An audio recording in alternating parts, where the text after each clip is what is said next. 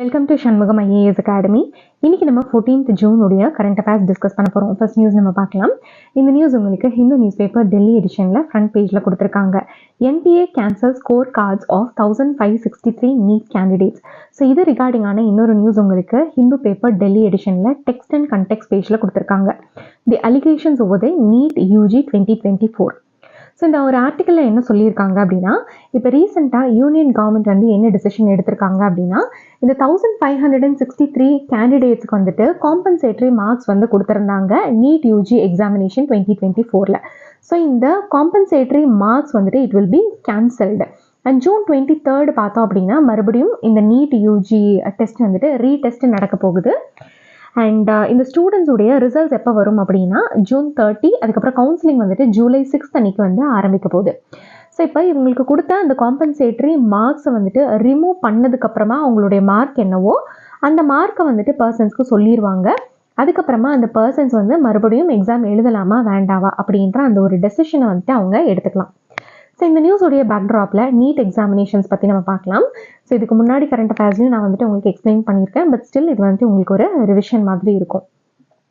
So NEET எக்ஸாமினேஷனுடைய full form என்ன அப்படின்னா, national eligibility come entrance test. So இது வந்துட்டு நீட் எக்ஸாமினேஷன்ஸ் அப்படின்னு சொல்லி ஷார்ட்டாக சொல்லுவாங்க. ஸோ இந்த ஒரு எக்ஸாமினேஷன் அப்படின்றது வந்து மெடிக்கல் கோர்ஸ் வந்து எடுக்கிறவங்களுக்கு ஒரு என்ட்ரன்ஸ் எக்ஸாமினேஷன் மாதிரி. அதாவது எம்பிபிஎஸ் ஆர் பிடிஎஸ் வந்துட்டு பர்சியூ பண்ணணும்னு நினைக்கிறவங்க இது பண்ணுவாங்க. ஸோ யூஜி கோர்சஸ்க்கு மட்டும் இல்லாமல் post graduate courses MD and MS வந்துட்டு கவர்மெண்ட் ஆர் ப்ரைவேட் மெடிக்கல் காலேஜில் பண்ணணும்னாலும் இந்த நீட் எக்ஸாமினேஷன்ஸ் வந்துட்டு எடுத்துக்கணும். ஸோ இந்த நீட் எக்ஸாமினேஷன் வந்து எதுக்காக கொண்டு வந்தாங்க அப்படின்னா, ஒரு ஸ்டாண்டர்டைஸ்ட் அட்மிஷன் ப்ராசஸ் கொண்டு வரணும் அப்படின்றதுக்காக and also to ensure transparency. So இதுக்கு முன்னாடியெல்லாம் பார்த்தோம் அப்படின்னா 12th மார்க் ரிகார்டிங்காக தான் வந்துட்டு சீட் கொடுத்துட்டு இருந்தாங்க. ஆனால் 12th மார்க் அப்படின்றது வந்துட்டு so it is because of practice by the students and most of the knowledge பார்த்தோம் அப்படின்னா ரோட் லேர்னிங்லேருந்து வந்தது. ஸோ அந்த மாதிரி இல்லாமல் எல்லாத்துக்குமே வந்துட்டு ஒரு equal playing field, level playing field வந்து கொடுக்கணுன்றதுக்காக தான் இந்த ஒரு ஸ்டாண்டர்டைஸ்ட் எக்ஸாமினேஷனை கொண்டு வந்திருக்காங்க. ஸோ நேஷனல் டெஸ்டிங் ஏஜென்சி தான் on behalf of ministry of education இந்த ஒரு நீட் எக்ஸாமினேஷனை கண்டக்ட் பண்ணுறாங்க. ஸோ இந்த நேஷனல் டெஸ்டிங் ஏஜென்சி பற்றி நம்ம பார்க்கலாம். ஸோ இது வந்துட்டு ஒரு autonomous organisation and higher education இன்ஸ்டிடியூஷன்ஸ்க்கான என்ட்ரன்ஸ் எக்ஸாமினேஷன் இவங்க தான் கண்டக்ட் பண்ணுவாங்க. So ministry of education national testing ஏஜென்சியை நவம்பர் 2017 வந்துட்டு எஸ்டாப்ளிஷ் பண்ணியிருக்காங்க. ஸோ இதனுடைய ஹெட் குவார்ட்டர்ஸ் எங்கே இருக்குது அப்படின்னா, it is present in New Delhi. And இதனுடைய மெயினான ஒர்க் என்ன அப்படின்னா, டு ப்ரொவைட் ரிலையபிள், டிரான்ஸ்பேரண்ட், அதுக்கப்புறம் efficient framework for conducting entrance examinations. So அடுத்த நியூஸ் நம்ம பார்க்கலாம். இந்த நியூஸ் உங்களுக்கு ஹிந்து பேப்பர் டெல்லி எடிஷனில் டெக்ஸ்ட் அண்ட் கண்டெக்ஸ்ட் பேஜில் கொடுத்துருக்காங்க. So this will not be present in your regional newspapers. So China's grey zone warfare tactics against Taiwan. So இந்த ஒரு ஆர்டிக்கலில் சைனா என்ன மாதிரியான கிரே ஜோன் வார்ஃபேரை தைவானுக்கு அகெயின்ஸ்டாக யூஸ் பண்ணுறாங்க அப்படின்றத சொல்லியிருக்காங்க. ஸோ இந்த மாதிரியான ஒரு மெத்தடாலஜி சைனா வந்து எதுக்காக எடுத்திருக்காங்க அப்படின்னா, இப்போ ரீசெண்டாக நியூ தைவானீஸ் பிரசிடென்ட் ஸோ இவர் லாய் சிங்டே. ஸோ இவருடைய அந்த இனாகுரேஷனில் பார்த்தோம் அப்படின்னா he has made bro independence அதுக்கப்புறம் செசஷனிஸ்ட் ஸ்டேட்மெண்ட். ஸோ அதனால தான் வந்துட்டு சைனா இந்த கிரே ஜோன் வார்ஃபேரை ஸ்டார்ட் பண்ணியிருக்கு. ஸோ கிரே ஜோன் வார்ஃபேர் அப்படின்றது என்னென்னா, அதாவது ஒரு ஃபுல் டைரக்ட் கான்ஃப்ளிக்ட் இல்லாமல் பீஸுக்கும் ஃபுல் டைரக்ட் கான்ஃப்ளிக்ட்டுக்கும் இடையில இருக்கக்கூடிய ஒரு வார்ஃபேர் தான் இந்த கிரே ஜோன் வார்ஃபேர் அப்படின்றது. ஸோ இந்த கிரே ஜோன் வார்ஃபேரில் பார்த்தோம் அப்படின்னா the will do multitude of activities. So இதில் வந்துட்டு எக்கனாமிக் ஆக்டிவிட்டீஸ் இருக்கும். அதே மாதிரி there will be influence operations, cyber attack on mercenary operations, assassinations இருக்கும், disinformation campaigns இருக்கும். அண்ட் இந்த எக்கனாமிக் ஆக்ஷன்ஸில் பார்த்தோம் அப்படின்னா டெப்ட் ட்ராப்பு, எக்கனாமிக் சாங்ஷன் இதுவும் வந்துட்டு இன்க்ளூட் ஆகும். ஸோ அது மட்டும் இல்லாமல் ப்ராக்சி வாரு, அதுக்கப்புறம் வந்துட்டு இன்சர்ஜென்சிஸ் அண்ட் லீகல் வார்ஃபேரு. அதாவது ஒரு கண்ட்ரி மேலே இன்னொரு கண்ட்ரி இன்டர்நேஷ்னல் லெவலில் இருக்கக்கூடிய கோர்ட்ஸில் வந்து கம்ப்ளைண்ட் பண்ணுறது. ஸோ அந்த மாதிரி so legal warfare that is also called as lawfare. அதுக்கப்புறம் இன்ஃபர்மேஷன் வார்ஃபேர். ஸோ இந்த மாதிரியான விஷயங்கள் எல்லாம் பார்த்தோம் அப்படின்னா இந்த கிரே ஜோன் வார்ஃபேரில் வந்துட்டு இன்க்ளூட் ஆகும். ஸோ இப்போ இந்த கிரே ஜோன் வார்ஃபேர் இப்போ ரீசெண்ட் டைம்ஸில் வந்து என்னென்ன நடந்திருக்கு அப்படின்றத பற்றி நம்ம பார்க்கலாம். ஸோ இப்போ US Europe experts from US and Europe பார்த்தோம் அப்படின்னா they have characterised certain Russian அதுக்கப்புறம் Chinese action as grey zone warfare. So இதில் வந்துட்டு என்னென்னலாம் இன்க்ளூட் ஆகும் அப்படின்னா, இப்போ ரீசெண்ட் டைம்ஸில் சைனாவுடைய அந்த மிலிட்ரி ப்ரெசன்ஸ், ஸோ சைனாவுடைய அந்த மிலிட்டியா வெசல்ஸ் பார்த்தோம் அப்படின்னா சவுத் சைனா சீல வந்துட்டு நிறைய இடங்கள்ல நம்மளால் பார்க்க முடிஞ்சது. அண்ட் இது வந்துட்டு ரீசெண்ட் டைம்ஸில் பார்த்தோம் அப்படின்னா டிசம்பர் 2023ல் ஸோ தேர் வேர் மோர் தேன் 135 சைனீஸ் மேரிடைம் மிலிட்டியா வெசல்ஸ் வந்துட்டு it has been spotted in the south China C. So அதே மாதிரி சைனா பார்த்தோம் அப்படின்னா பிலிப்பைன்ஸுடைய அந்த ஷிப்ஸை வாட்டர் கேனான்ஸ் யூஸ் பண்ணி வந்து அட்டாக் பண்ணியிருக்காங்க. ஸோ இந்த மாதிரி நிறையா கிரே வார்ஃபேர் வந்துட்டு சைனா இன்வால்வ் ஆகியிருக்காங்க. அண்ட் ஒரு ரீசெண்ட் ரோட்டர்ஸ் ரிப்போர்ட் வந்து என்ன மென்ஷன் பண்ணியிருக்கு அப்படின்னா so Taiwan has been expressing concerns for the past 4 years about increase military actions by the China. So சைனாவுடைய அந்த ஃபைட்டர் ஜெட்ஸ் பார்த்தோம் அப்படின்னா இந்த தைவான் ஸ்ட்ரெயிட்டுக்கு மேலே ரெகுலராக வந்துட்டு ஃப்ளை பண்ணிட்டு இருக்கு. So this is the violation of sovereignty of it. And இது வந்துட்டு சைனாவுடைய one of the strategy to pressure Taiwan with activities that fall just short of starting a full-scale conflict.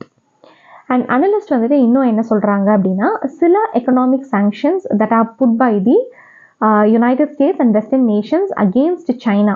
So இதுவுமே பார்த்தோம் அப்படின்னா they come under this grey warfare zone அப்படின்றத சொல்லியிருக்காங்க. So அடுத்த news நம்ம பார்க்கலாம். இந்த நியூஸ் உங்களுக்கு இன் ப்ரீஃபில் கொடுத்துருக்காங்க.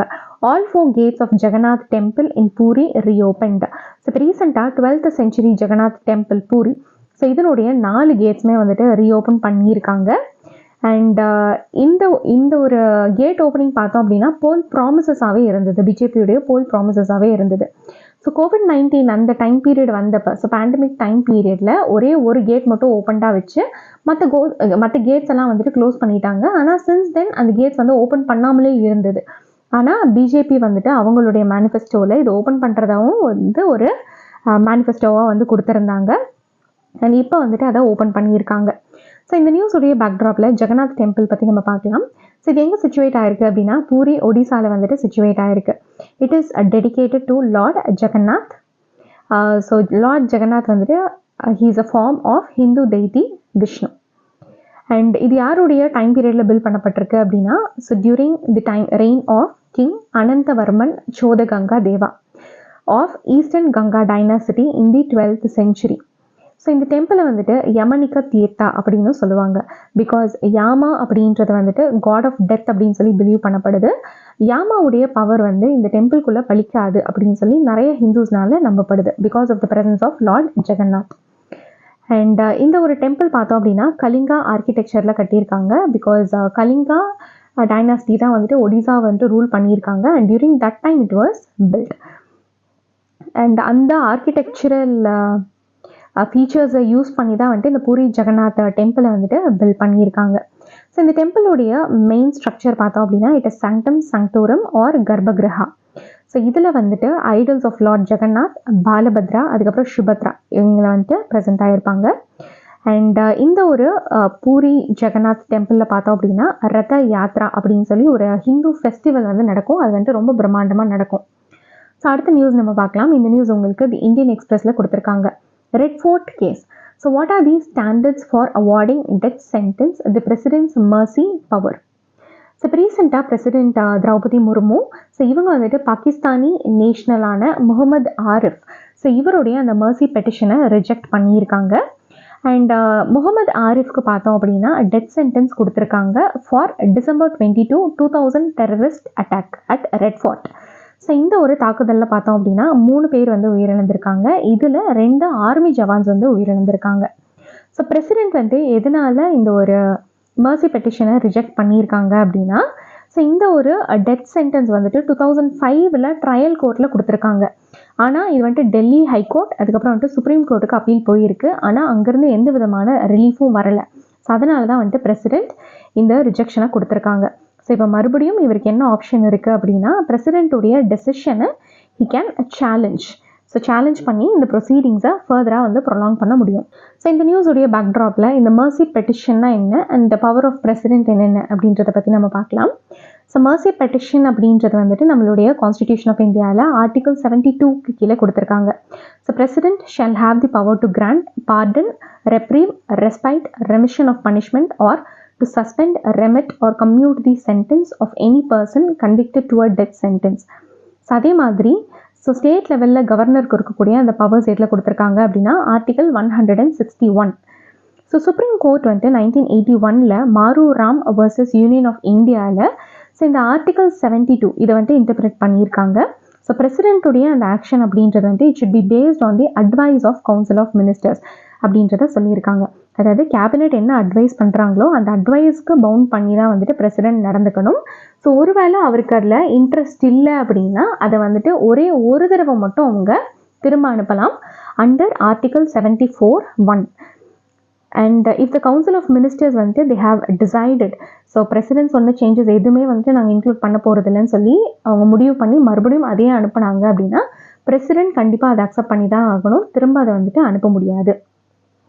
ஸோ அடுத்த நியூஸ் நம்ம பார்க்கலாம். இந்த நியூஸ் உங்களுக்கு எக்கனாமிக் டைம்ஸில் கொடுத்துருக்காங்க. G7 leaders agree to lend Ukraine billions backed by Russia's frozen assets, here's how it will work. So இப்போ ரீசெண்டாக குரூப் 7 கண்ட்ரீஸ் வந்துட்டு they are meeting. It is from June 13 June 15 வரைக்கும். ஸோ எங்கே meet பண்ணுறாங்க அப்படின்னா இட்டாலியில் இருக்கக்கூடிய அப்பூலியாவில். ஸோ இட்டாலி தான் வந்து இந்த வருஷத்துடைய ஹோஸ்ட் கண்ட்ரி. அண்ட் நம்மளுடைய பிரைம் மினிஸ்டர் நரேந்திர மோடி வந்து இந்த ஒரு சம்மிட்டை அட்டென்ட் பண்ணுறாரு. பிகாஸ் அவுட்ரீச் கண்ட்ரியாக நம்மளுடைய இந்தியாவை இன்வைட் பண்ணியிருக்காங்க. ஸோ நம்மளுடைய பிரைம் மினிஸ்டர் அந்த 3rd டேர்முக்கான ஓத் எடுத்ததுக்கப்புறமா அவர் போகக்கூடிய ஃபஸ்ட் ஃபாரின் விசிட் வந்துட்டு இட்டாலி தான்.